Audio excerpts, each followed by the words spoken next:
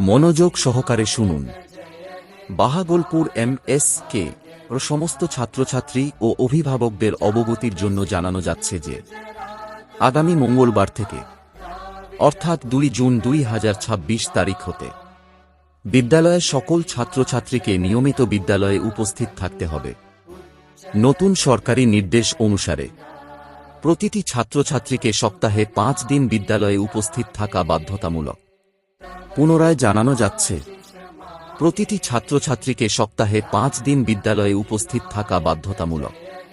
যদি কোনো ছাত্রছাত্রী নিয়মিত বিদ্যালয়ে উপস্থিত না থাকে, তাহলে সে বিদ্যালয়ের মাধ্যমে প্রাপ্ত সরকারি সুযোগ সুবিধা থেকে বঞ্চিত হতে পারে। এ নির্দেশ সরকারি আধিকারিকের নির্দেশ অনুসারে প্রদান করা হচ্ছে। অতএব সমস্ত ছাত্রছাত্রীকে আগামী 2 জুন 2026 তারিখ থেকে নিয়মিত বিদ্যালয়ে উপস্থিত থাকার জন্য অনুরোধ করা হচ্ছে। ধন্যবাদ।